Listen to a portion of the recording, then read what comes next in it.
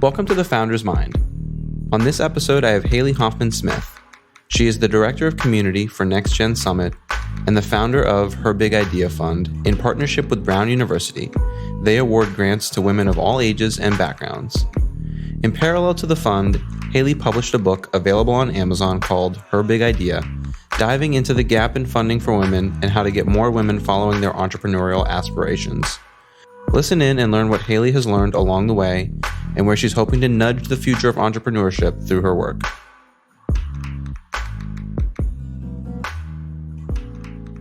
Haley, thank you for being on The Founder's Mind. I'm very excited so excited to be here. Excellent. Thank you. I've got your book here, Her Big Idea, which is awesome. And Yay. I'm excited to get into some of the things that you're up to. I'd love to hear from your perspective and your voice. You know, what are you doing? What are you up to? What are you working on? It seems like a lot. Yeah, it definitely is a lot. But the exciting thing about it is that everything is very interconnected and collaborative. So my full-time job is the Director of Community for Next Gen Summit. So I just graduated from Brown at the end of May. Congratulations. So I launched into full-time work. Thank you so much. And I had worked for Next Gen previously. I've always been really passionate about what we're doing there. So we're empowering a community of 2,500 young entrepreneurs, giving them all the resources that they need to succeed and being there for them on a very personal level. And this work is incredibly inspiring to me because Her Big Idea, my book, is all about empowering female founders. So might as well empower both, getting more female founders into the fold. Yeah, no, absolutely. I mean, I'm in complete agreement. Awesome. And so alongside the book, I launched a fund called the Her Big Idea Fund in partnership with Brown University's Nelson Center for Entrepreneurship. And the idea is that half of the proceeds from the book go to the fund, and then women can apply to the fund with their big ideas as according to the book's innovation stipulations to receive grants. So it's supposed to mitigate risk-taking, encourage bigger thinking without the concern about money. So I'm really excited about that. I've been getting that up and going ever since the book came out, depositing money in there, and then also thinking of ways that we can raise money on a larger scale so we can really help businesses that apply have grants that can, have a lot of money to help them scale or whatever else they need to do. Yeah. I'm always curious, what got you into this space? I mean, you just graduated college, like you said. What was sort of the entry point into entrepreneurship and the work that you're doing now? So my first company was a nonprofit. I started it when I was 18 years old, called Lit Without Limits. And I was donating books to girls around the world in mentoring groups. And I'd write a curriculum to go along with these books. And we spread to Pakistan, the Philippines, all over the place, which was really exciting. And it was my first experimentation with entrepreneurship, which I didn't know it to be entrepreneurship at the time. But I was hooked. I was so excited that you could start a mission, add branding to it to get out into the world and make a difference. And the chief financial officer of Best Nonprofit approached me about starting a for-profit company, considering I had grown quite a following and a movement called She Is Without Limits. So we got that off the ground. We had a blog. We had several lines of apparel using the She Is tagline. So one said, "She is changing the game." One said, "She is hitting the books." And it was a really exciting time. I loved creating everything and being always in that creative space and knowing that what I was putting out there was something I believed in. And unfortunately, things didn't work out with a co-founder, which I talk about in my book. It's exactly how my book starts out if you've opened the first page. I saw firsthand how difficult it can be to have a vision for something, but to need the financial means from an investor, another person. Basically, She told me whoever has the money calls the shots. She wasn't really pulling her own weight. I felt like an intern in my own company. And that's really one of the reasons why I'm so passionate about the fund. But I wrote the book, Her Big Idea, because after the company dissolved and everything fell apart, I was having a really hard time with my personal identity because my identity had been so tied up with the idea and the company. And basically the book is saying like an idea is always worth pursuing no matter how it turns out. And we can have a separation of our identities from our ideas so we can be more playful with them. And we have to understand that the pursuit of an idea doesn't mean that it's something that we do forever or that we have a successful exit with. Regardless, if we pursue an idea, we're going to learn something more about ourselves. We're going to put something great out into the world.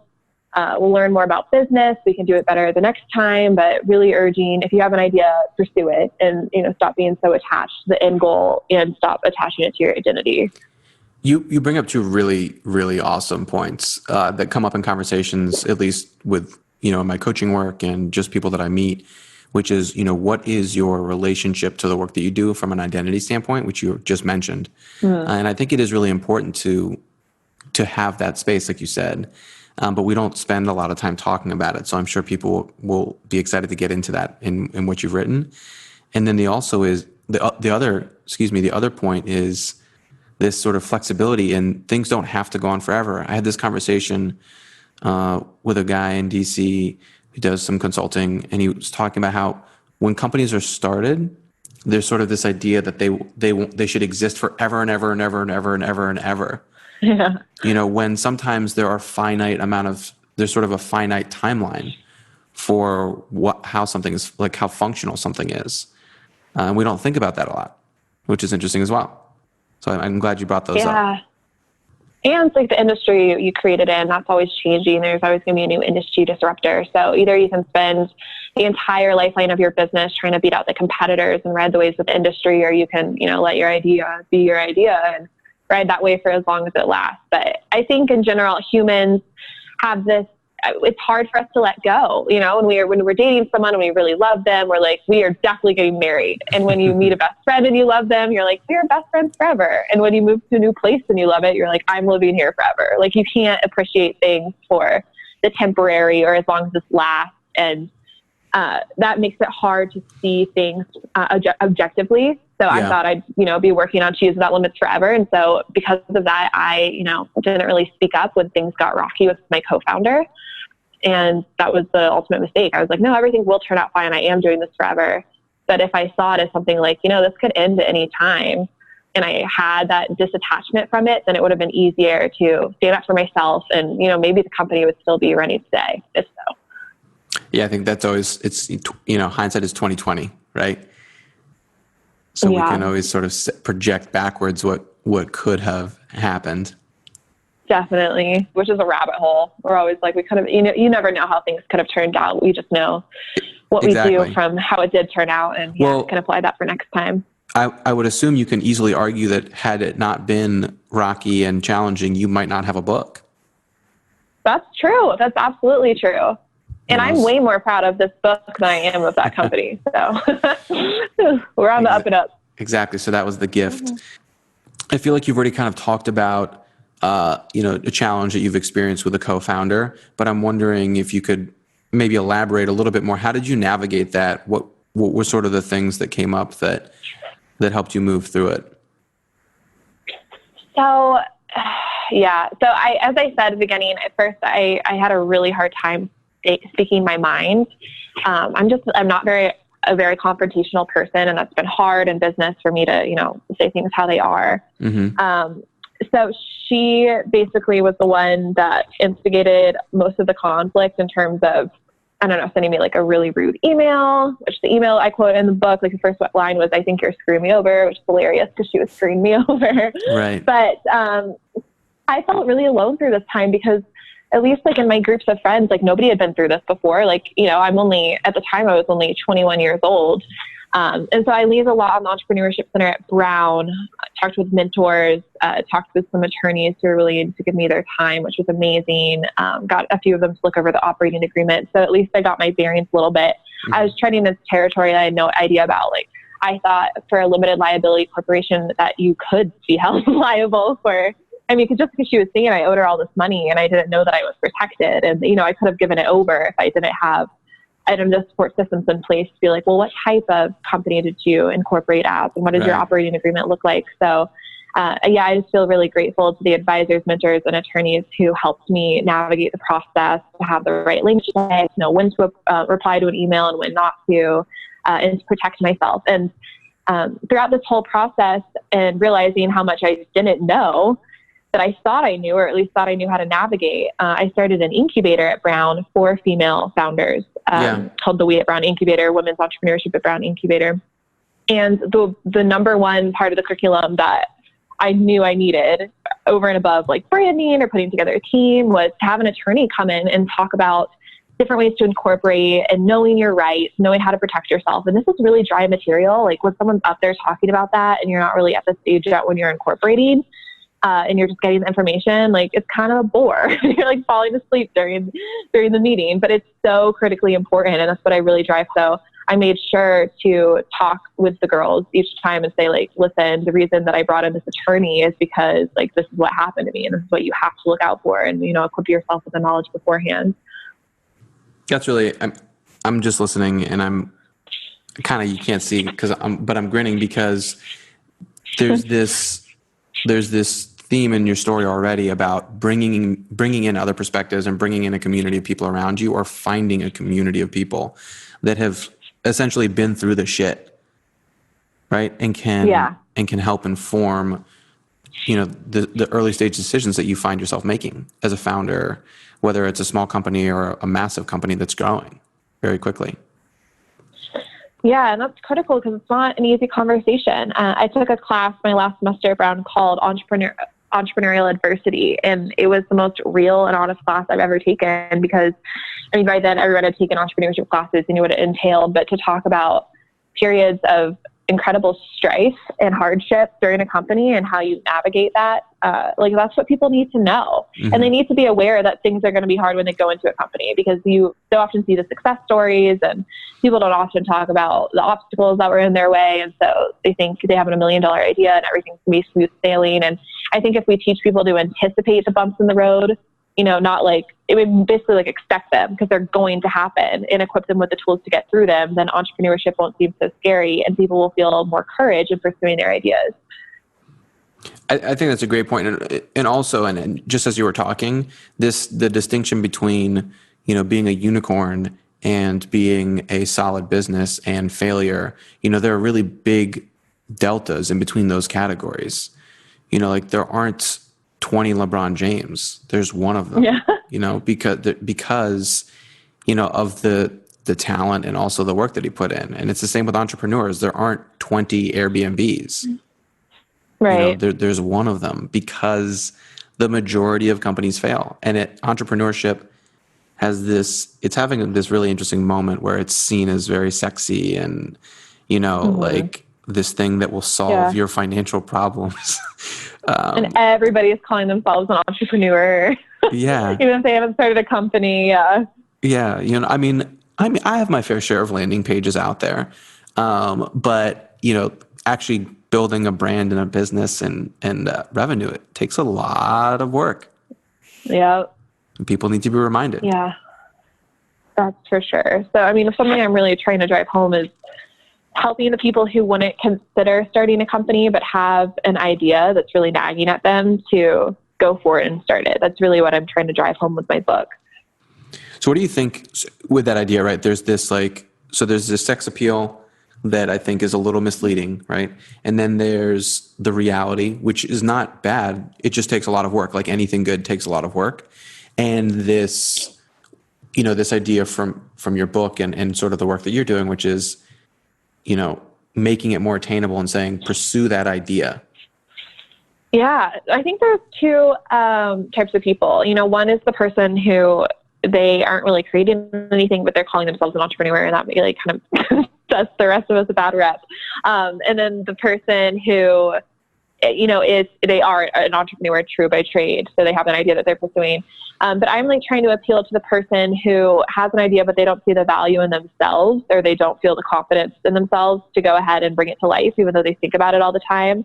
So I got a message earlier this week from a girl who had just finished reading my book, and she said that she has had a dream her entire life to open her own restaurant. Mm-hmm. And she'd even gone and gotten a restaurant management degree, but so many people had told her, startups fail, this is way too risky. And so she kind of lost sight of that passion. And she was like, I don't think I can do this. Yeah. And she said, my book really reignited that passion in activism in her to go ahead and start it. And that's what I'm going for, to say, yeah, it's going to be tricky and it's going to be hard, but your ideas are worth pursuing. I also say in my book that it doesn't necessarily have to be a company. It can be a book of your own, or a song, or an album. So I'm trying to give autonomy to people who have ideas regardless of what they are, to say like, I'm worthy of bringing this to life. And because I had the idea, it's mine to bring to life. Like, even if I think someone else would be better equipped with different talents and capacities to bring it to life, like, no, this is my idea.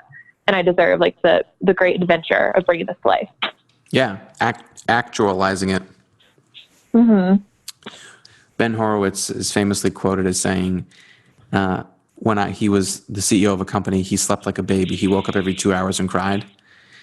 And not that it's always that extreme, but I'm wondering if there's anything, in all the work that you're doing and sort of the different initiatives that you're pushing forward, is there anything that's got you up at night, keeping you up and gnawing at you? Yeah. So my entire book was, aside from my own personal company failure, it was motivated by the funding gap. So only 2% of venture capital spending went to women last year. And I know that I'm, trying to make a change in that by bringing awareness to the situation and, having a fund where I'm giving money to women. But I still feel really lost on how to point women in the right direction if they need investment, and helping them navigate. I mean, pitching to like male venture capitalists to raise the big money as opposed to the seed money that typically like smaller female investors have. These are really tricky questions, and there's a lot of people trying to figure it out alongside me. But yeah, I don't really have an answer there. And that, it's really bothersome because I want to be able to tell people like, yeah, you have this idea and you've, put down all the groundwork, you got the advisors, you have the business plan, and now you just need to raise money. Like, I have no idea where to tell you to go. And that's discouraging. Yeah, it's a massive wall to climb. So it could be Next Gen, could be the fund you have with Brown, but what's one of the next big milestones that you're looking at and working towards? Ooh, there's so much. Let's see. I'm just really excited about Next Gen. It is such an amazing company and an amazing community. I feel really fulfilled every day working for them. And I know that we have some things coming down the pipe that are for women that I am leading and curating, which I'm really excited about. So I'll release more on that as it comes, but obviously excited about the fund as well. Like, my long-term goal is to have an investment fund for women. So it's not just giving them grants, but investing in their ideas and having really high-profile investors on there, so we can give them the big money, the millions and millions of dollars in funding that they need and deserve to scale their companies. So always working on that in the background. I think it's good to have long-term goals. I knew somebody who would make really short-term goals. So she'd be like, by next month, X, and it would be a very big, audacious goal, like something we would say 5 years from now, which is exciting because then you start working towards it ahead of time. But in my short 22 years, I've noticed that like at least affixing yourself on a long-term goal, and that seems pretty impossible, but taking the steps necessary to get there with smaller short-term goals and smaller accomplishments is pretty key, because I know I have a lot to learn and a lot more to experience before I tackle that big goal, because you only have like one chance to start something like that, and I want to make sure the timing's right and I am as prepared as I can be. Yeah, putting in the work and sort of having your eye on the prize, as people say. Exactly. Always. We already talked a little bit about advice and some of the experience that you had, especially being in that founder role. But is there a piece of advice that you've received as a founder that you found particularly helpful? Yeah. So the first of which is, it's kind of like a two-pronged piece of advice, but it's the question, does your idea solve a problem? So with She Is Without Limits, I thought everyone will love to buy these shirts because they're cute and empowering, and someone will want to get them for a friend, but it didn't solve a problem. And so I don't think the company would have turned out as successfully as I initially thought. But second of all, considering, okay, yeah, maybe you say your company solves a problem, but does it solve a problem that's impacting a lot of people? One of my mentors from Brown, Deb Mills-Schofield, was very influential in my life. And she said that a lot of the time, the people who are thinking about solutions, our problems are really different from the people who would be buying our product. Yeah. So critical to do market research, understand the depth of the problem, and always be challenging our assumptions. Yeah. So once you have an idea, that's great, but you have to go out and validate it. And that's part of the innovation stipulations from my book and my fund. It's the I, intelligent. You got to go out and do that market research. That's a piece of advice that's come up several times on this show, which is like you said, is doing the research, essentially making your future customers a part of the development process. Yes. Because it will make a difference. No, it definitely will. Why else? You can't create something and then put it out in the market and just like expect people to see how it solves their problem if you don't fully understand their behaviors and their, unique issues that they're trying to solve. I think, on the totally flip side, there's, Steve Jobs is famously quoted with saying, if I asked people if they wanted the iPod, they would have said they just wanted another Discman or something like that. They wouldn't have known what to say. But I think that that's a very, very, very small and unlikely scenario for most founders, especially when you're starting from zero. It's, including your customers in that conversation. Because even then, you probably wouldn't show them the product and be like, what would you think of this? But you'd rather understand, like, what are the problems that annoy you with your current disc cassette or whatever they called it? Exactly. Like, if it could do anything, what would you wish it could do? Yeah. And just understanding the way that they work with the product on a daily basis. So getting in and observing. I thought it was really cool that Apple found that people don't necessarily want to buy a whole CD and have every single song on the CD. And so they enabled people to go out and buy just one song off of iTunes.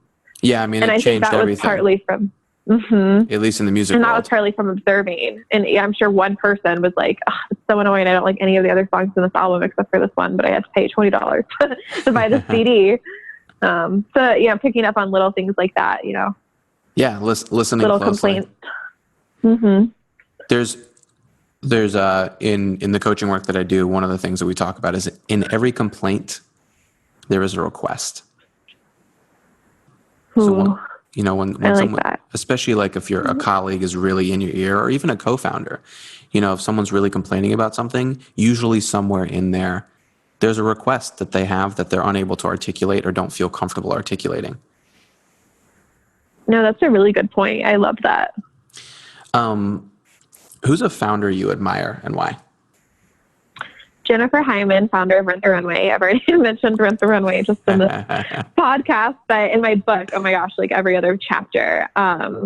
She is just like the holy grail of female entrepreneurship. I love Rent the Runway, first of all. I'm an unlimited member. And I just could not have more respect for their brand, their company, and just the fact that, talk about a big idea, because they have to hold so much inventory. They have to have the same dress, the same shirt in every different size.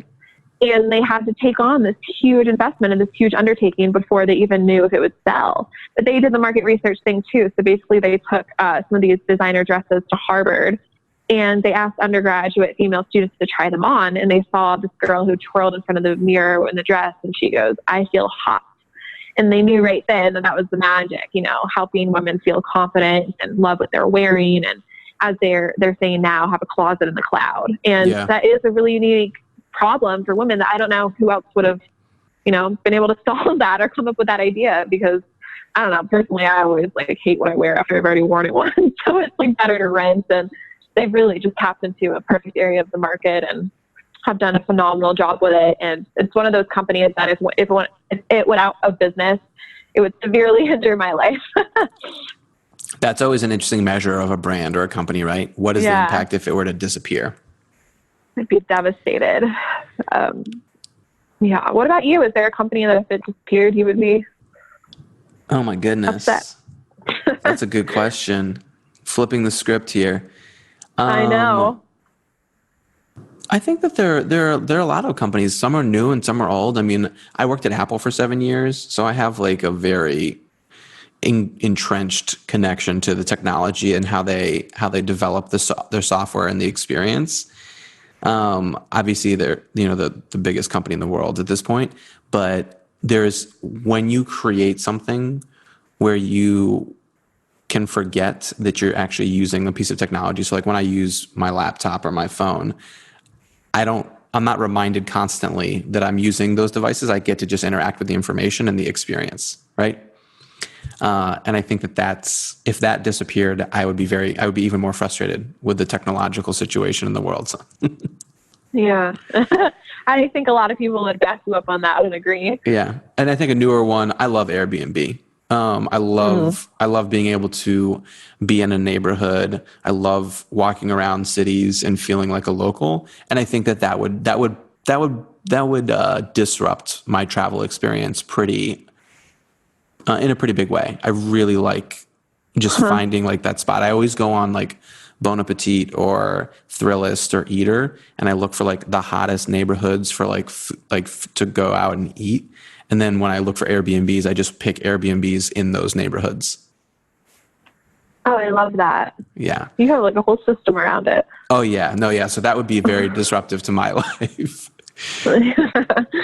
Man. Well, if that were to ever happen, I recommend Hotel Tonight for more cheap options. But that's an app, right?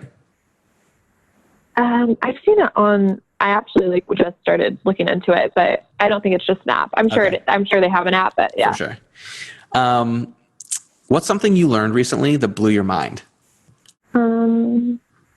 Actually, they just came out with that article about how 40% of venture capitalists come from Harvard and Stanford. And that blew my mind because there's so many incredible schools that maybe aren't like the top two, like Harvard and Stanford, but like all of the Ivy Leagues, all of the tech schools. And I think like maybe it didn't completely blow my mind because partly I understand that in venture capital, people typically hire those they see themselves in. So if it's like the boys club, they're hiring men they see themselves in. But I was like, seriously? I think that's kind of absurd. That just really drives home how the lack of diversity in venture capital, and that you really have to be like the top 1% of the world in terms of like, not even necessarily your intelligence, but like having everything that someone could see and be like, oh yes, you'll be successful, like being a man and being a white male. And I was very frustrated by that. Being a straight white male is a very strong brand in the business world. It's very well insulated. Yeah. But I think it's a really good point, though. The 40% come from two universities. Steve Case, founder of AOL, is on a mission to invest heavily in areas outside of the traditional investment zones. Like, I think it's 75% of investments go to 3 states, and actually 50% go to California. So 25% of the remaining investments go to the remaining states in the U.S., which is insane. And for me, there's a strong connection in that stat and the stat that you just shared, which is 40% of the people that are making investments have come from the same sort of, academic background, very probably, and I don't want to paint too broad a brushstroke, but on average, similar environments. And we kind of need to blow it up a little bit. If we want to innovate for a future that is taking into account a very quickly changing reality, whether it's environmental, whether it's social, whether it's economic, things are changing quickly, and it's not going to be the same as it has been the last 100 years. I agree. And I'm excited that articles like this are coming out that are kind of calling the situation out so other people can be just as mind-boggled as I was and start to push for change. Yeah, I have one other question that I like to ask, which is, how can people find you online, follow along in your work? I know you're building communities and you're trying to get communities funded, so I'm sure people are going to want to reach out to you. So what's the best way to follow along in your journey and what you're doing? Yeah, I'm an active Instagram user. So my Instagram handle is Haley Hoffman Smith, just my name, Haley. And I would say that's probably the best guess. On there, I have a link to the Her Big Idea website. It also links to the NextGen Facebook page. Instagram page. So they can follow along with NextGen. And if anybody's interested in getting involved in the NextGen community, I would love to talk with you. And also, I'm going to plug my book again. So my book's on Amazon. It's called Her Big Idea. As I said, half the proceeds for the book go to the fund. And the book is an awesome read, if I do say so myself. So definitely trying to get that in the hands of as many people as possible. That's awesome, and I can attest that it is a great read, and I love that half the proceeds are going to this fund. And I think that's a big part of this is putting your money where your mouth is, and also we have to do things differently. And that is in fact different. It's putting money in a fund to put money in companies that are trying to change the game. Yeah. So I think that to that end, the last question I would pose is, if there is something that keeps you up at night and there's something that you think you're passionate about, and you probably are passionate about, like, what are you going to do about it? And that doesn't mean you have to start a company to combat it, but just as you said, putting money where your mouth is, go out in the world and try to make an impact in it however you can, even if it's what you think is a small impact at first. I love it. I'm just going to say thank you for being on the show and leave it at that. Awesome. Thank you. Thank you for listening to this episode of The Founder's Mind. Check back next week to hear from John Zeratsky, New York Times bestselling author of the book Sprint, and most recently author of Make Time. Tune in to the next episode to learn all about what John has learned on how to make time in your daily life. To make sure you don't miss any awesome wisdom from guests and stay up to date on the most recent episodes of the show, be sure to visit thefoundersmind.com. You can also follow along on social at The Founder's Mind. And last but not least, thank you to Roy Matz for the music on this show and his dope editing skills that make The Founder's Mind possible. Until next time, take care.